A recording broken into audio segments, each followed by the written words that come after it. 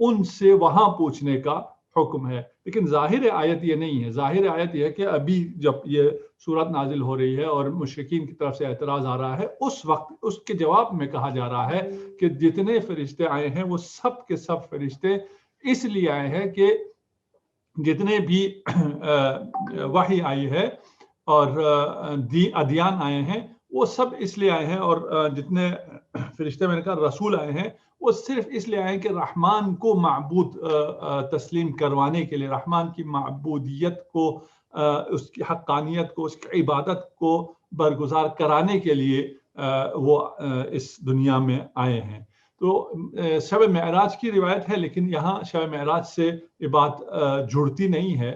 اور اس بات سے کہ جب حکم ہو رہا ہے ابھی پوچھو، تو اس کا مطلب یہ ہے کہ جو انبیاء ابھی اس دنیا میں نہیں ہیں ان سے پوچھا جا سکتا ہے.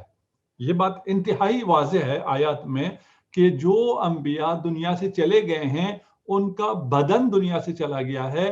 جیسے تمام انسان موت آنے پر معدوم نہیں ہو جاتے، ختم نہیں ہو جاتے، بلکہ ان کی ایک نئی زندگی شروع ہو جاتی ہے، برزخی حیات شروع ہو جاتی ہے. اس برزخی حیات میں کچھ سو جاتے ہیں، کچھ نعمتوں میں ہوتے ہیں، کچھ عذاب میں ہوتے ہیں. جب یہ عام لوگوں کا ایسا ہے تو پھر انبیاء یقیناً حی ہیں. جب انبیاء حی ہیں اور رزق پا رہے ہیں تو رسالت پاک صلی اللہ علیہ وآلہ وسلم ان سے پوچھ بھی سکتے ہیں. ہم نہیں پوچھ سکتے، ہمارا ارتباط نہیں ہے. ہم ان کو پکار سکتے ہیں، ان کو سلام کر سکتے ہیں، ان پر درود بھیج سکتے ہیں، اور ہمارا درود پہنچتا ہے. ہم جو ابھی محمد و آل محمد پر درود بھیجتے ہیں، ہمارا درود ان کو پہنچتا ہے. ایسا نہیں ہے جو بعض گئے گزرے لوگوں کا عقیدہ ہے کہ وہ مر گئے، ختم ہو گئے. ایسی بات نہیں ہے. صریح قرآن ہے کہ ابھی پوچھو کا مطلب یہ ہے کہ ابھی وہ ہیں. یہ اس دنیاوی جسم میں نہیں ہیں لیکن ان کے ارواح موجود ہیں. اور پھر ثعلبی نے اپنی تفسیر میں، اہل سنت رائٹر ہیں، انہوں نے عبداللہ ابن مسعود سے روایت کی ہے کہ قال رسول اللہ صلی اللہ علیہ وآلہ وسلم آتانی ملکن، ایک فرشتہ میرے پاس آیا اور وقال یا محمد واسأل من ارسلنا من قبلک من رسلنا علی ما بعثوا، کہ آپ سے پہلے جتنے بھی انبیاء آئے ان سب سے ذرا سوال کریں کہ ان کو کس چیز پر بعث کیا گیا تھا. ابھی بعثت بھی نزدیک ہے، 27 کو بعثت ہے، اور اگر ہم کر سکیں، یہاں تو ہم بعثت پر بحث نہیں کر سکیں گے، ہم اپنی باقی بعثت پہ ایک دو جو ٹاک ہے وہاں بحث کریں گے، اور آپ میں سے جس کو فرصت ملے اس کو آن لائن ذرا دیکھ لیجئے گا، وہاں گفتگو ہم مفصل کریں گے. آپ کی تمام انبیاء سے پوچھیں کہ ان کی بعثت کا مقصد کیا تھا. قال قلت على ما بعثوا، کس چیز پر ان کو بعث کیا گیا تھا، ان کا فرض منصبی رسالت کیا تھا تمام گزشتہ انبیاء کا. قال على ولایتک و ولایت علی ابن ابی طالب، تمام انبیاء مبعوث ہوئے ہیں علی ولایت محمد مصطفیٰ صلی اللہ علیہ وآلہ وسلم اور ولایت علی ابن ابی طالب. ہم الحمدللہ رجب میں بھی ہیں اور یہ آیات ہمیں رہنمائی بھی کر رہی ہیں. وَلَقَدْ أَرْسَلْنَا، باقی حوالے تفسیر الکوثر میں آپ دیکھ لیں، اس کے حوالے موجود ہیں. نیکسٹ آیت ہے وَلَقَدْ أَرْسَلْنَا مُوسَىٰ بِآيَاتِنَا إِلَىٰ فِرْعَوْنَ. اب دوبارہ قرآن کا ایک پسندیدہ ٹاپک ہے فرعون اور موسیٰ کا، اور مختلف حوالوں سے مختلف جگہوں پہ یہ میسج کے طور پہ آتا ہے. یہ داستان بہت اہم داستان کے طور پر ذکر ہوتا ہے. یہاں پر بھی مختصراً آئے گا، چند آیتوں میں اس کو ٹچ کر کے پھر نکل جائیں گے. اور یہاں کیونکہ مشرکین ابھی مذاق اڑا رہے ہیں، مشرکین نہیں مان رہے ہیں، ان کو جواب دیا جا رہا ہے کہ اگر تم گزشتہ انبیاء کی بات کرتے ہو، وہ کہتے تھے اگر مشرکین کی اس بات سے اس کو تعبیر کیا کہوں میں کہ رسالت آپ کے حق میں خدا یہ گفتگو کریں گے، اس کو عبداللہ کی یتیم کو کیوں یہ رسالت دے دی؟ اگر قرآن اترنا ہی تھا تو کسی بڑے سردار پر اترتا، دو شہروں میں سے طائف و مکہ کے کسی بڑے پہ اترتا. تو عظمت رسول خدا بیان کر رہے ہیں، اس کے مقابلے میں خدا جلال میں ہے اور ان واقعات کو پیش کر رہا ہے. وَلَقَدْ أَرْسَلْنَا مُوسَىٰ بِآيَاتِنَا إِلَىٰ فرعون، اور ہم نے موسیٰ کو اپنی نشانیاں دے کر بھیجا ہے. وَمَلَئِهِ، فرعون کی طرف، إِلَىٰ فرعون اور قوم فرعون کی طرف بھیجا. فَقَالَ إِنِّي رَسُولُ رَبِّ الْعَالَمِينَ، اور موسیٰ نے جا کر فرعون کے دربار میں فرعون کی موجودگی میں فرعون تخت پر اس جلالت کے ساتھ، اس بادشاہت کے ساتھ، اس رعب و دبدبے کے ساتھ، اور اس کے اطراف میں حشم اور اس کے بدن پر زیورات اور بڑے عظیم تخت پر وہ تاج پہنے بیٹھا ہوا ہے. اور فقال انی رسول رب العالمین، وہ خود جو انا ربکم الاعلی کا ادعا کرتا تھا اور رب سورج شمس کا اپنے آپ کو نمائندہ کہلاتا تھا، اس کو مقابلے میں جا کر موسیٰ نے کہا کہ میں رسول رب العالمین ہوں. رب عالمین، عالمین کا جو رب ہے اس کا میں رب ہوں. فلما جاء، نیکسٹ آیت، اور ان دونوں کو ہم انشاءاللہ ایک ساتھ پھر بیان کریں گے. فلما جاءہم بآیاتنا اذا ہم منہا یضحکون، اور جب ہماری فلما جاءہم بآیاتنا، جب ہماری نشانیاں لے کر ان کے پاس آئے تو وہ ان نشانیوں پر ہنسنے لگے. اچھا، موسیٰ آئے ہیں اور اعلان کیا ہے کہ میں رب عالمین کا رسول ہوں، اس کی طرف سے آیا ہوں، اور ان کے پاس نشانیاں آیات لے کر بھی آ گئے. جواب میں انہوں نے کیا کیا؟ انہوں نے ہنسنا شروع کر دیا. یضحکون، کیوں ہنسنا شروع کیا؟ اس لیے کہ ان کے پاس جواب نہیں تھا. کیوں جواب نہیں تھا؟ اس لیے وہ دعویٰ کر رہا ہے فرعون کہ میں سورج کے رب کا نمائندہ ہوں. اس کے جواب میں موسیٰ آیا اور موسیٰ نے ادعا کیا، دعویٰ کیا کہ میں رب العالمین. جب عالمین کا رب کا نمائندہ آ گیا، رسول آ گیا، تو اس کی بات پر آپ کو توجہ دینا ہے.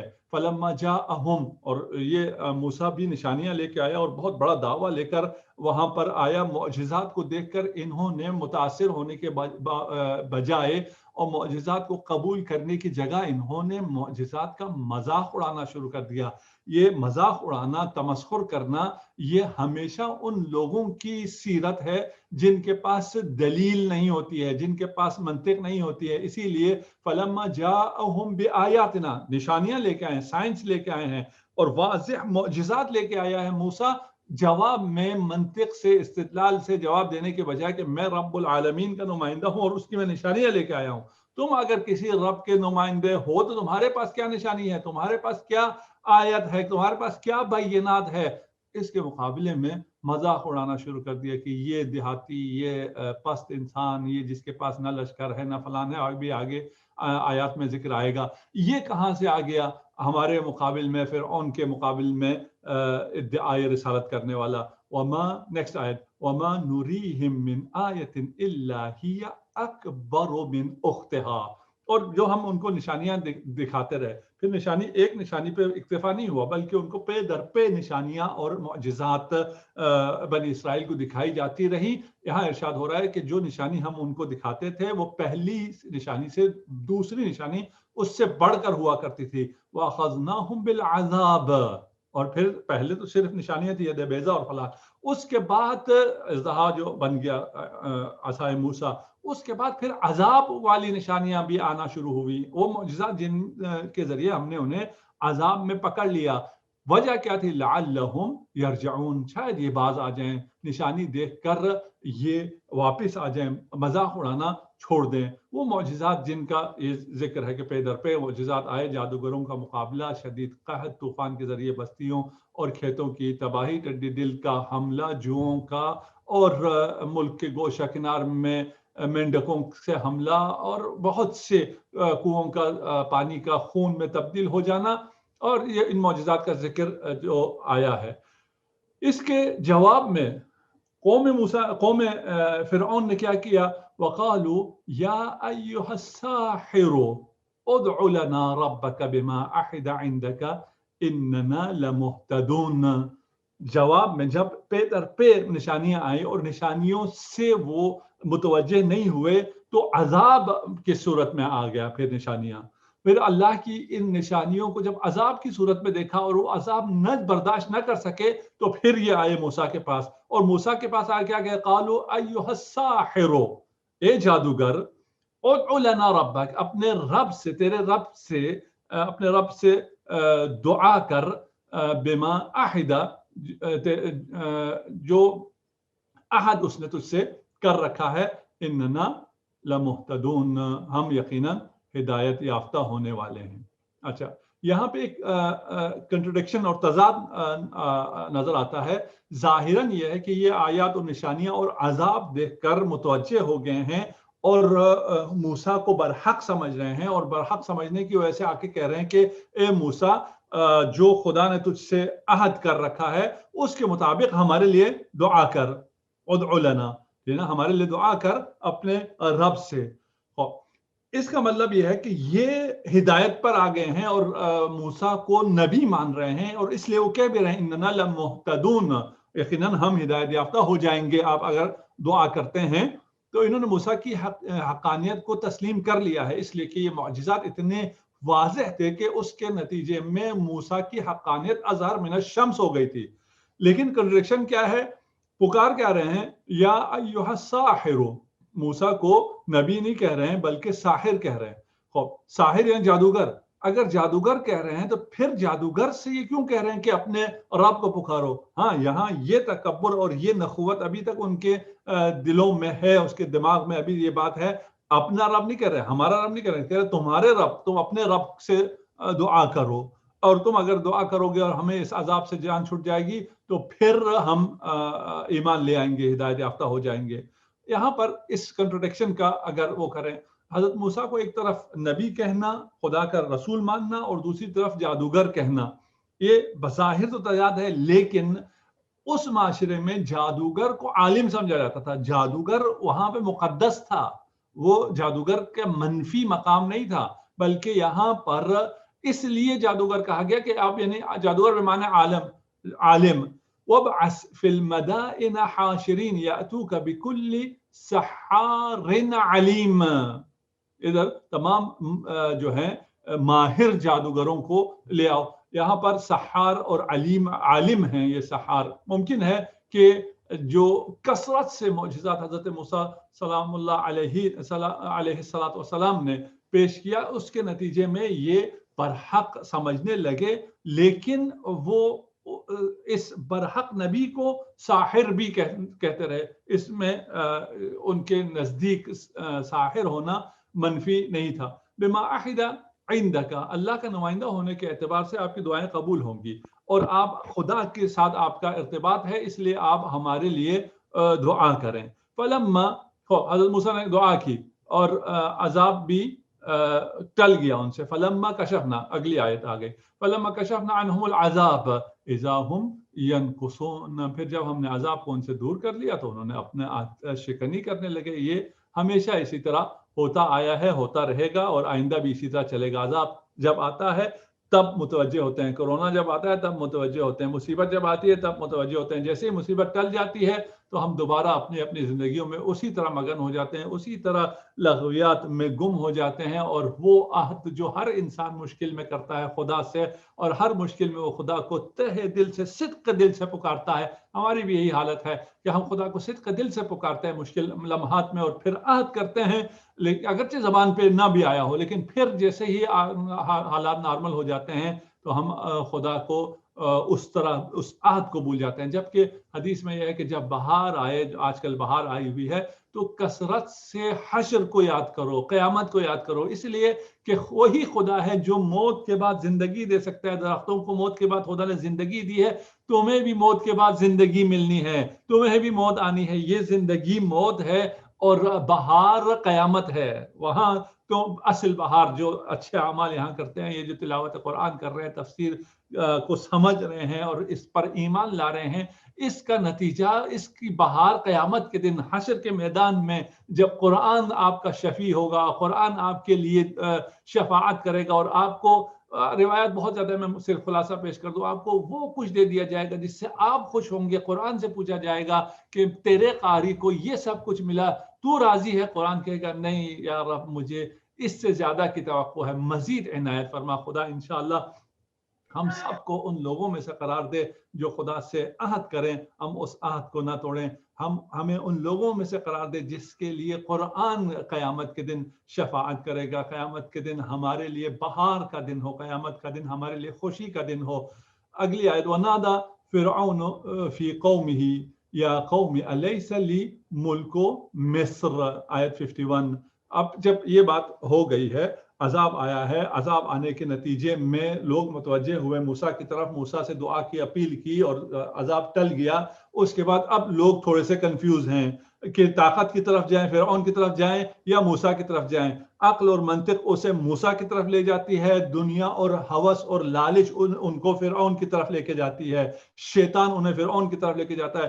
یہاں پر جب لوگ فیصلہ نہیں کر پا رہے ہیں اور ہیں مظلوم، ان پر بھی فرعون کا ظلم و ستم اور استبداد ہے، اس کے باوجود ان کی حالت یہ ہے کہ اس آزادی اور حریت اور مقام اور عزت سے نکل کر اسی پستی میں، فرعون کی غلامی میں پھر واپس چلے جاتے ہیں۔ موسیٰ کہاں بلا رہا ہے؟ موسیٰ تمہیں عزت دینے کے لیے بلا رہا ہے، دین انسان کو عزت دینے کے لیے، وقار دینے کے لیے، جنت دینے کے لیے، اجر دینے کے لیے۔ اللہ کی بندگی کا مطلب کمال، اللہ تک پہنچنا، تقرب اللہ، کمال الہی کا حصول، اس کی طرف بلا رہا ہے۔ اس کو چھوڑ کر کس ذلت کی طرف انسان چلا جاتا ہے! کتنا عجیب ہے یہ انسان۔ وَنَادَى فِرْعَوْنَ، پھر جو طاغوت ہیں، آج کل کے طاغوت بھی اسی طرح ہیں، اگر ہم تھوڑے سے حق کی طرف چلے جائیں تو پکار کے ہمیں اپنی طرف لے کے جاتے ہیں۔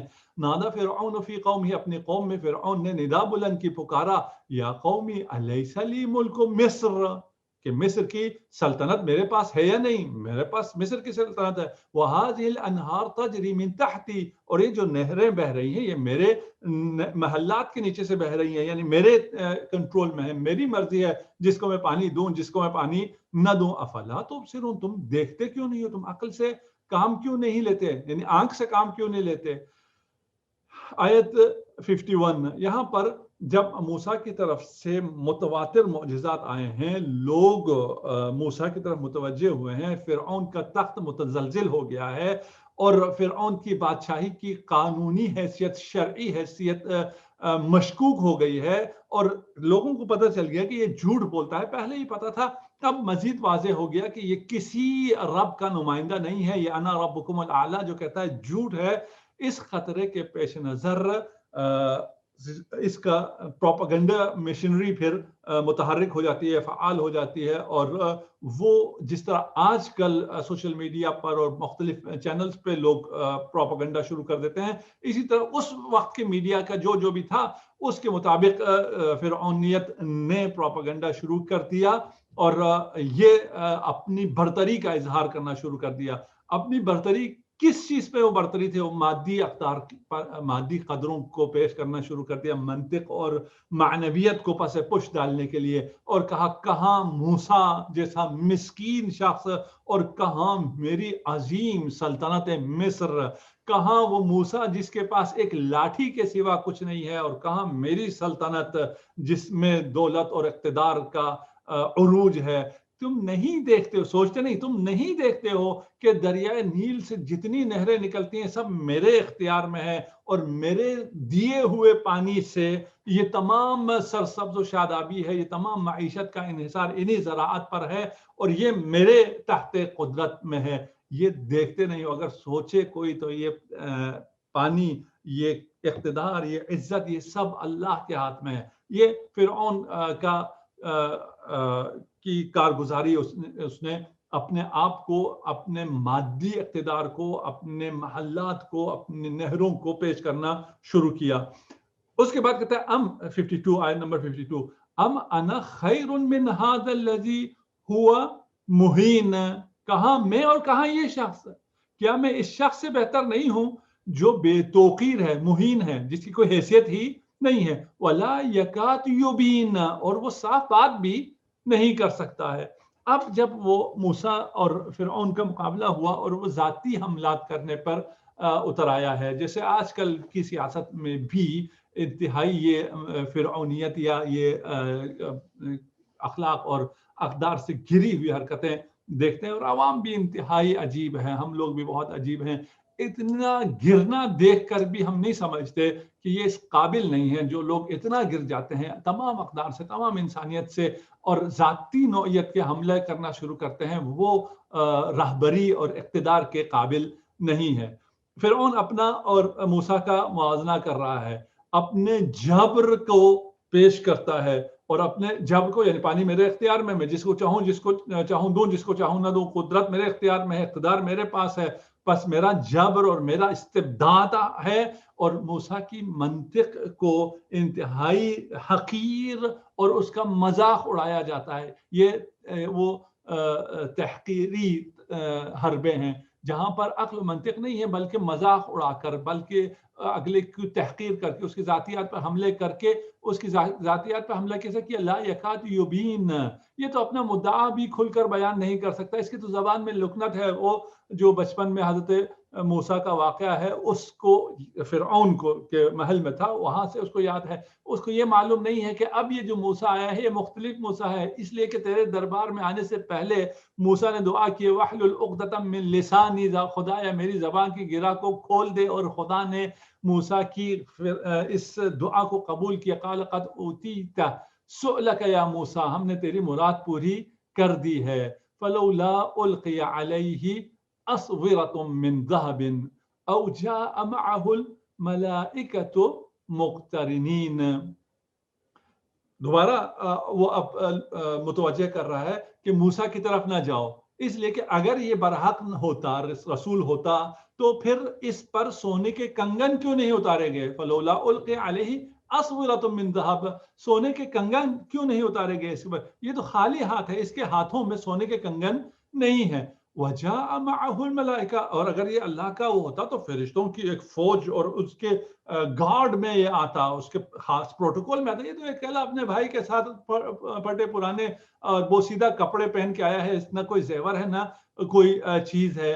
آج بھی ہم نے جو منظر دیکھا ہے، ایک طرف ہمارا فقیہ بیٹھا ہوا تھا اور دوسری طرف پوپ فرانسس بیٹھا ہوا تھا، اور ان کے وقت میں سونے کی زنجیریں اور زیورات سے لدے ہوئے تھے، اور اس کے مقابل میں ایک سید سادہ سا سیاہ امامہ پہنے، سادہ سے کپڑوں میں، نہ کوئی زیور نہ کوئی کنگن، کچھ بھی نہیں، اس لیے کہ جس کی روح مزین ہو، جس کے پاس علم و تقوی ہو، جس کے پاس حکمت ہو، اسے پھر ان ظاہری زیور آلات کی ضرورت نہیں ہے، بلکہ اس کے لیے عیب ہے اگر وہ سونے کے کنگن یا سونے کی چین گلے میں لٹکا کر جائے۔ یہ عظمت ہے الہی نمائندوں کی جو خدا کے نزدیک عزیز ہیں۔ تو فرعون نے یہ کہا کہ اگر یہ رسول ہوتا تو جس طرح قدیم فرعونیہ زمانے میں یہ تھا، جو وزیر اور شاہی نمائندے ہوتے تھے انہیں خلعت کے طور پر سونے کے کنگن دیے جاتے تھے، اور وہ سونے کے کنگن پہن کے آتے تھے، اور وہ سونے کے کنگن ان کے معزز ہونے کی اور اشرافیہ میں سے ہونے کی نمائندگی تھی۔ کہ یہ کیسا نمائندہ ہے، وہ بھی رب عالمین کا نمائندہ ہے، ہاتھ میں ایک خشک لکڑی کی لاٹھی ہے، بدن پہ کھدرا کپڑا ہے، جبکہ اس کے مقابل میں فرعون کو وہ معجزات نظر نہیں آ رہے ہیں جو موسیٰ کو عنایت ہوئے ہیں۔ یہاں اہل مکہ بھی ان معجزات کو جو رسالت مآب صلی اللہ علیہ وآلہ وسلم کو قرآن کی شکل میں عطا ہوئے ہیں وہ نظر نہیں آ رہے۔ ان کو بھی یہ چاہیے کہ معجزات ایسے ہوں کہ سونے کے کنگن ہوں اور ملائکہ کا لشکر ہو۔ فاستخف قومہ فأطاعوه، آیت 54۔ چونکہ اس نے اپنی قوم کو بے وقعت کر دیا، ان کو خفیف کر دیا، ان کو ہلکا کر دیا، ان کو بے وقعت کر دیا، فأطاعوه، انہوں نے اس کی اطاعت کر لی۔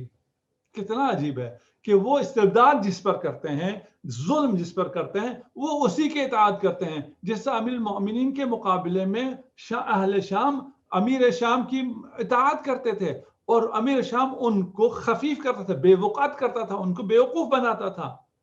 فاستخف قومہ، اس فرعون نے اپنی قوم کو بے وقعت کیا، فأطاعوه، انہوں نے اس کی اطاعت کی۔ انہم کانوا قوما فاسقین، یقیناً یہ لوگ فاسق لوگ تھے۔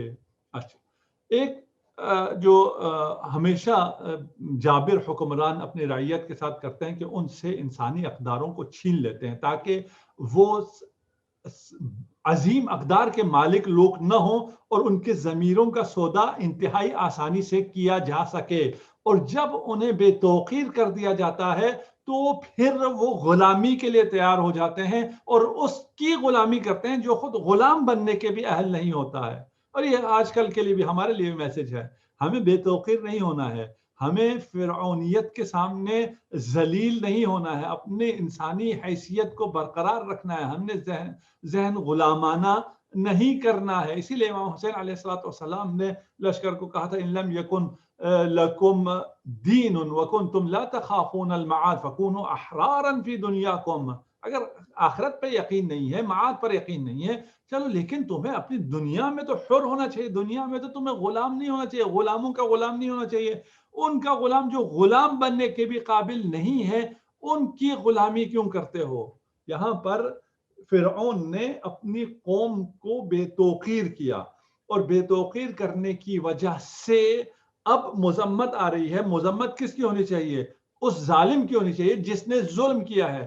ظالم کی مذمت کی بجائے قرآن مظلوم نہیں, جنہوں نے ظلم کو قبول کیا, مظلوم کہنا غلط ہے. انہم کانوا قوما فاسقین, یہ فاسق لوگ ہیں, ان فاسق لوگوں کی وجہ سے وہ اقتدار میں آتا ہے. اگر یہ فاسق نہ ہو, اگر عوام فاسق نہ ہو, عوام باشعور ہو, تو ان لوگوں میں تو کوئی کوالٹی نہیں ہوتی ہے کہ وہ اقتدار پر آ سکیں. ان کے پاس نہ کوئی شجاعت ہے, نہ کوئی شہامت ہے, نہ کوئی حکمت ہے, نہ کوئی سیاست ہے, کچھ بھی نہیں ہوتا ہے. یہ کس طرح قابض ہو جاتے ہیں اقتدار پر؟ ان لوگوں کی, عوام کی حماقت کی وجہ سے, عوام کے فسق و فجور کی وجہ سے, کیونکہ یہ فاسق ہوتے ہیں. یہاں مذمت فرعون کی نہیں بلکہ ان کے عوام کی جا رہی ہے کہ اگر وہ بیدار عوام ہوتے تو ان پر فرعون جیسا مسلط نہ ہوتا. آج بھی دنیا میں جہاں جہاں جابر حکمران مسلط ہیں وہ اس وجہ سے ہیں کہ وہاں کی عوام فاسق ہو گئی ہے, اور وہ فاسق عوام کے لیے پھر فاسق اور فاجر ہی حکمران ملتا ہے. اچھا, فجعلناہم سلفا ومثلا للآخرین 56. پھر ہم نے انہیں قصہ پارینہ اور بعد میں آنے والوں کے لیے نشان عبرت بنا دیا. اچھا, یہاں پہ فلما آسفونا, اور جب انہوں نے ہمیں غصہ دلایا.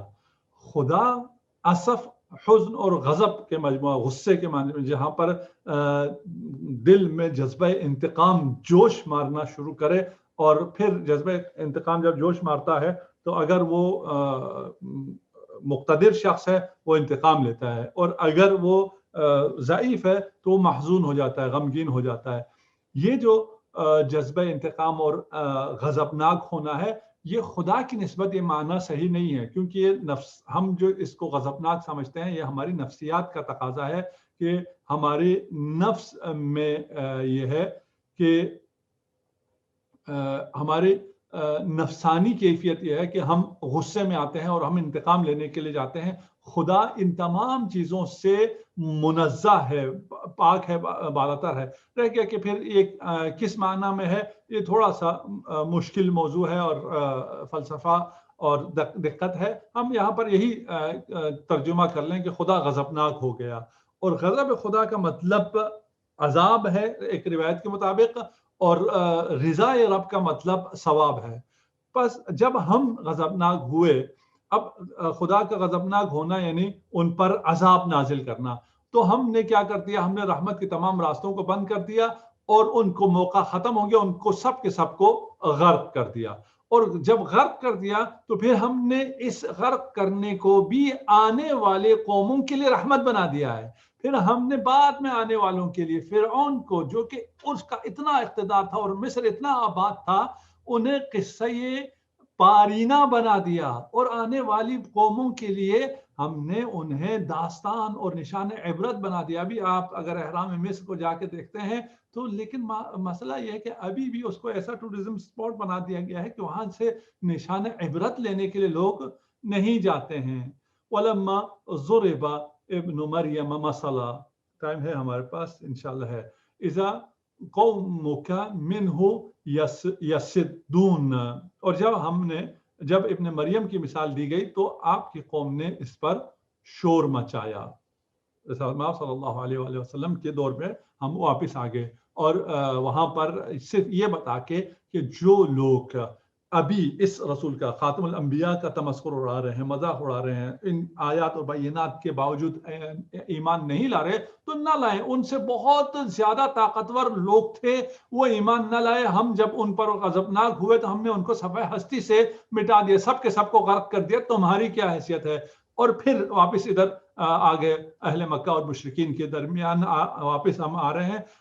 کیا فرما رہے ہیں؟ اور جب ان کے درمیان مشرکین مکہ کے درمیان ابن مریم کی مثال دی گئی تو انہوں نے اس پر شور مچا دیا, ہوٹنگ کرنا شروع کر دیا, اس کا مذاق بنا دیا. اچھا, اس میں دو باتیں ہیں. پہلی کو میں نہیں کہتا, دوسری جو نظریہ ہے صرف ایک نظریہ یہاں پہ بیان کروں گا کہ یہاں پر روایت ہے کہ جب رسول خدا صلی اللہ علیہ وآلہ وسلم ایک حلقے میں تشریف فرما تھے, امیر المؤمنین وارد ہوئے تو امیر المؤمنین سے رسالت مآب نے فرمایا کہ اے علی, آپ کی مثال اس امت میں عیسیٰ کی طرح ہے. یعنی مثال یہاں پر اس مثال پر انہوں نے شور مچایا تھا. کس حصے میں؟ احبہ قوم, عیسیٰ کو کچھ لوگوں نے اتنا چاہا کہ اس چاہت میں انہوں نے غلو کیا اور اس غلو کی وجہ سے وہ عذاب میں مبتلا ہو گئے. کچھ دشمنی میں جہنم میں گئے اور کچھ لوگ غلو کے یعنی تقصیر اور غلو دونوں کی وجہ سے, یہ عیسیٰ کی وجہ سے لوگ چلے گئے. اسی طرح آپ کے متعلق ہو گئے. یہ جب سنا قریش, ابھی آپ اندازہ لگائیں مکہ میں ہے, مکی دور ہے, وہاں امیر المؤمنین کے یہ فضائل بیان ہو رہے ہیں رسالت مآب صلی اللہ علیہ وآلہ وسلم کی زبانی. وہ مشرکین کے لیے انہوں نے ہنسنا شروع کر دیا کہ یہ اپنے ابن عم کو عیسیٰ سے نسبت دے رہا ہے, عیسیٰ نبی اللہ اور وہ روح اللہ کہاں, اور یہ اپنا اس کا ابن عم ہے. اس کو آپ تفسیر الکوثر میں بھی دیکھیے, باقی اس کے حوالے بھی وہاں پر موجود ہیں. اہل سنت کی کتابوں سے بھی یہ حوالے یہاں پر موجود ہیں. قالو, تقریباً 40 منٹ ہو گئے. اگر آپ کے سوال ہیں تو ہم یہیں تک کافی ہے میرا خیال, اور اگر سوال نہیں ہے تو السلام علیکم. ہم میرا ایک مزید کوشچن بات ہے. کر سکتے ہیں. ابھی آپ نے ایک آیت میں مینشن کیا کہ انہوں نے جناب موسیٰ کو رسول اللہ نہیں مانا بلکہ جادوگر مان کر ان سے ایڈریس کیا, یعنی کہ ان نے اپنی استطاعت کے مطابق ایک لقب, ایک ٹائٹل ان کو اسائن کیا. میری ٹھیک ہے, طرف سے معذرت, میں نے اپنا اسپیکر بند کیا ہوا ہے. اس سے سوری. پہلے میں آپ سے میں پوچھتا رہا تھا, مجھے آپ کی آواز نہیں آئی تھی, میں سمجھ رہا تھا کہ وہ نہیں ہے. میں ایک بسم دفعہ جی میں معذرت چاہتا ہوں. میں نے کیونکہ درمیان میں وہ شور آ رہا تھا, میں نے اسپیکر آف کر دیا تھا, اس لیے میں جی درمیان میں جو آپ لوگوں نے کہا وہ میں نے نہیں سنا, اس کے لیے میں معذرت خواہ ہوں. ابھی کوئی سوال اگر کسی نے کیا اور میں نے نہیں سنا تھا تو وہ دوبارہ سوال کر لیجیے. بسم اللہ الرحمن الرحیم. السلام علیکم.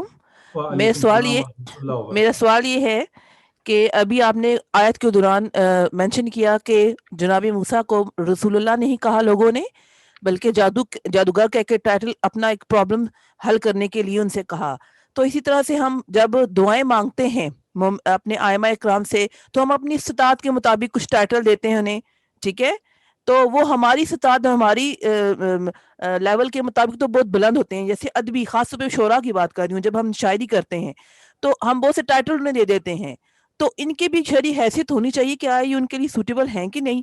اچھا, اسی ضمن میں ایک چیز میں اور بھی جاننا چاہوں گی. جیسے ہمارا کلمہ ہے تو لا الہ الا اللہ واشہد ان محمد عبدہ و رسولہ, پہلے عبد کا ذکر ہونا یعنی کہ بندہ خدا کا ہونا ذکر ہے, پھر ان کے ٹائٹل رسول اللہ کا. لیکن جب علی ولی اللہ کا ذکر ہے تو ڈائریکٹ ان کے ٹائٹل کا ذکر ہے, یعنی کہ یہاں پر ان کے عبد ہونے کا ذکر نہیں ہے. تو میں یہ بھی جاننا چاہوں گی کہ کلمے میں 2 ٹائٹلز حضور پاک صلی اللہ علیہ وسلم کے ساتھ اور ایک مولا علی کے ساتھ, تو یہ ٹائٹل سادہ کلمہ ریپیٹ کر دیں. میرے خیال میں لا الہ الا اللہ محمد رسول اللہ پڑھایا تھا ہمیں اسلامیات میں, اسلامیات کی بکس میں. ٹھیک ہے, ٹھیک ہے. تو مجھے ذرا یہ بتائیے گا کہ ٹائٹل جو ادبی لیول پہ دیتے ہیں وہ ان کا شرعی حیثیت کیا ہے, اور پھر کلمہ کے اندر جب حضور پاک صلی اللہ علیہ وسلم کے ساتھ 2 ٹائٹل مختلف قسم کے میں نے دیکھے ہیں, اذانیں بھی سنی ہیں, اور لیکن مولا علی کے ساتھ 1 ٹائٹل. تھینک یو سو مچ. ٹھیک ہو گیا. ایک تو پہلا آپ کا یہ ہے کہ ہم ائمہ کو یا انبیاء کو اپنی مرضی سے ٹائٹل دے سکتے ہیں. تو کچھ ٹائٹل تو ایسے ہیں جن کو دینے میں کوئی حرج نہیں ہے. مثلا ہم اللہ کی ہی بات کرتے ہیں، پہلے خدا سے شروع کرتے ہیں. ہم اللہ کو اللہ بھی کہہ سکتے ہیں، رحمان بھی کہہ سکتے ہیں، خدا بھی کہہ سکتے ہیں، گاڈ بھی کہہ سکتے ہیں، جس میں حرج نہیں ہے. اسی معنی کو یہاں بیان کر رہے ہیں، اس میں کوئی حرج نہیں ہے. آج کل یہ خدا حافظ ہماری اردو میں مرسوم تھا، ابھی وہ اس کو اللہ حافظ کہتے ہیں اور وہ خدا کو غلط سمجھتے ہیں. غلط نہیں ہے. اگر آپ گاڈ بلیس یو کہتے ہیں وہاں پہ بھی کوئی ضروری نہیں ہے کہ آپ پھر وہاں یہی جو اللہ کو خدا حافظ کو غلط کہتے ہیں ادھر سے وہ گاڈ کہہ رہے ہوتے ہیں. بھئی وہ زبان ہے، وہ زبان والے جس طرح پکارتے ہیں، اگر وہ منافی نہیں ہے کسی چیز کے تو پھر غلط نہیں ہے، صحیح ہے. ایک یہاں پر جو مثال آپ نے دی ہے، ساحر ایک منفی لفظ ہے. اس منفی لفظ ہونے کی وجہ سے جب مثلا رسول خدا صلی اللہ علیہ وآلہ وسلم کو بھی ساحر کہا، جادوگر کہا، تو اس کا مطلب یہ تھا کہ یہ صحیح آدمی نہیں ہے، غلط ہے. یہ جو میسج لایا ہے یہ خدا کی طرف سے نہیں ہے اور غلط یہ دعویٰ کر رہا ہے. اس وجہ سے ساحر منفی ہے. اسی لیے ہم نے وہاں کہا کہ وہ لوگ مان رہے تھے، ماننے کے باوجود ساحر کہہ رہے تھے، اس لیے کہ ان کے معاشرے میں ساحر غلط لفظ نہیں تھا بلکہ عالم کو ساحر کہا جاتا تھا. پھر بات صحیح ہو جاتی ہے، پھر غلط نہیں ہے. یعنی موسیٰ کو ساحر کہنا غلط نہیں ہے اگر ساحر بمعنی یہ عالم ہو اور صحیح عالم ہو. اگر میری بات سمجھ میں آ رہی ہے تو رہ گیا کہ ہم ان ٹائٹل سے نہیں پکار سکتے جن ٹائٹل سے غلو لازم آتا ہو یا تقصیر لازم آتی ہو. یہاں سے یعنی معصومین کی یا انبیاء کی شان گھٹتی ہو اس ٹائٹل سے تو وہ ٹائٹل استعمال نہیں ہو سکتا، یا اس ٹائٹل کی وجہ سے غلو لازم آتا ہو وہ ٹائٹل بھی استعمال نہیں ہو سکتا. اس کے علاوہ شاعری میں مخصوصاً کوئی بھی ٹائٹل جو ان دو بریکٹس کے درمیان میں آتا ہو وہ سارے استعمال ہو سکتے ہیں. شاعری کہتے اسی کو ہیں کہ وہاں پر آپ نئے انداز سے نئی باتوں کو، لیکن اسی بریکٹ میں جس بریکٹ میں ہمیں اجازت ہے آپ لے کے آئیں، اس میں کوئی حرج نہیں ہے. کہ کلمے میں اگر ہم فرض کر لیتے ہیں کہ وہاں محمد رسول اللہ نہیں ہے بلکہ جس طرح تشہد میں ہے اس طرح عبدہ و رسولہ ہے ہو بھی، تو یہاں پر رسالت مآب صلی اللہ علیہ وآلہ وسلم کی شان یہ ہے کہ وہ تنہا ذات ہے جو عبودیت مطلقہ پر فائز ہے. تھوڑا سا اگر مشکل ہو جائے تو مجھے معاف کیجیے گا. عبودیت مطلقہ پر صرف ایک فرد فائز ہو سکتا ہے اور وہ خاتم مصطفیٰ صلی اللہ علیہ وآلہ وسلم ہے، یعنی خاتم الانبیاء ہیں. اس لیے اگر عبدہ کہیں گے تو وہ صرف اور صرف رسول خدا ہوگا. اس کے علاوہ وَاذْكُرْ عَبْدُنَا ایوب، وَاذْكُرْ عَبْدُنَا اسحاق، باقی جو انبیاء کے لیے بھی آیا ہے عبدنا کے بعد نام آیا ہے، بغیر نام کے صرف عبد کہا جائے تو اس سے مراد صرف رسول خدا ہوگا، اس لیے کہ وہ جو پیک پر ہوگا وہ اس سے مراد ہوگا عبودیت مطلقہ. اس لیے یہ ہم کہیں کہ یہ رسالت مآب کو تو آپ کہا گیا، آپ نے امیر المومنین کو آپ کیوں نہیں کہا؟ یہ بلکہ بالعکس ہے، کیونکہ آپ صرف اور صرف رسول خدا کو ہی کہا جا سکتا ہے. ہاں عبداللہ آپ کو بھی کہا جا سکتا ہے، مجھے بھی کہا جا سکتا ہے، ہم اس کی بات نہیں کر رہے، لیکن عبد خالی کہنا، اشہد ان عبدہ کہنا کہ یہ عبد ہے، ٹھیک ہے، یہ عبودیت مطلقہ پر صرف اور صرف رسول خدا فائز ہیں. اور آقا جو حضرت ابراہیم کے بارے میں خدا کہہ رہا ہے کہ میں نے انہیں اپنا دوست بنایا، اس کے بعد سب سے آخر میں نے امام کہا ہے، حالانکہ ہم تو انہیں نبی مانتے ہیں. تو خدا تو نے کہہ رہا ہے کہ میں نے ابراہیم کو اپنا دوست بنایا پھر امام بنایا. تو ہم کیا ہم کہیں کہ نہیں وہ مطلب امام ہو گئے، باقی سب نبی جو تھے وہ نبی ہو گئے؟ تو وہ مطلب یہ تو ایک کنٹروورشل سی بات آ جاتی ہے نا کہ جب خدا نے تو جو خطاب دیے ہیں اپنے انبیاء کو وہ تو خدا کی مرضی ہے، اور امام تو ہم جو لیتے ہیں ورنہ امام حنفی بھی ہیں جیسے ان کے، اور ہمارے آئمہ کا تو ڈفرنٹ کنسیپٹ ہے. تو اگر ہم اس امام کے لحاظ سے دیکھا جائیں، اگر آپ امام حنفی سے نعوذ باللہ کمپیئر کر دیں گے حضرت ابراہیم کو تو بھی گناہ ہو جائے گا. یا اگر ہم ولایت والے اس پہ لے آئیں گے، سے ہم 12واں کہتے ہیں کہ 12واں میرا آنا ہے، آپ صلی اللہ علیہ وسلم کی حدیث ہے صحیح بخاری میں بھی، آپ کی بکس میں بھی سعدیہ، تو اگر آپ اس سے کمپیئر کر دیں گے تب بھی گناہ ہے. تو خدا نے جو لقب دیے ہیں مطلب وہ اس کو زیادہ معلوم ہے.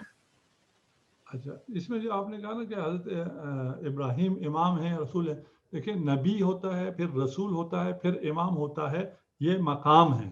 نبی جس سے خدا کلام کرتا ہے، رسول جس نے اس پیغام کو آگے پہنچانا ہوتا ہے، امام جس نے اس پیغام کو نافذ کرنا ہوتا ہے. یہ 3 مقام ہیں. نہیں آقا میں وہ قرآن کی آیت پڑھی تھی نا کہ ہم نے قرآن کی آیت کے حوالے سے میں آپ کو کہہ رہا ہوں، جہاں اگر حضرت ابراہیم امام ہے اس کا مطلب یہ نہیں کہ وہ نبی نہیں ہے، اس کا مطلب یہ نہیں کہ وہ رسول نہیں ہے.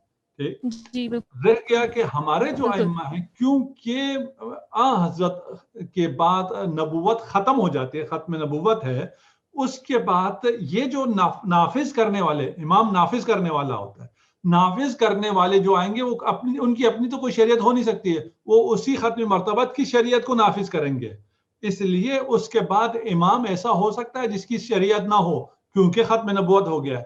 ان سے پہلے رسالت مآب سے پہلے ایسا نہیں ہو سکتا ہے کہ ایک شخص امام ہو لیکن نبی نہ ہو یا رسول نہ ہو. اگر میں اپنی بات کو یہاں سمجھا سکتا ہوں. جی آپ نے اچھا کر دیا ایکسپلین، میں کر نہیں پا رہی. جزاک اللہ.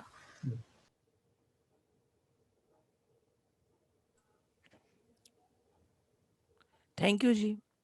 بہت شکریہ. خدا آپ سب کو اپنے حفظ و امان میں رکھے. اور ایک دفعہ پھر میں معذرت چاہتا ہوں جو آپ کی آواز مجھے نہیں آ رہی تھی. میں خود تھوڑی دیر کے لیے ہو گیا تھا کہ سب کہیں چلے تو نہیں گئے، میں اکیلا ہی بول رہا ہوں، اور اس کی وجہ سے جو ڈسکنیکٹیویٹی ہوئی ہے. خدا آپ سب کو اپنے حفظ و امان میں رکھے، آپ کی عبادات کو، طاعات کو اس مبارک مہینے میں، رجب کے مبارک مہینے میں قبول و منظور فرمائے. اور جو عید مبعث آنے والی ہے وہ عید بھی تمام مؤمنین و مؤمنات کو مبارک ہو. السلام علیکم ورحمۃ اللہ وبرکاتہ.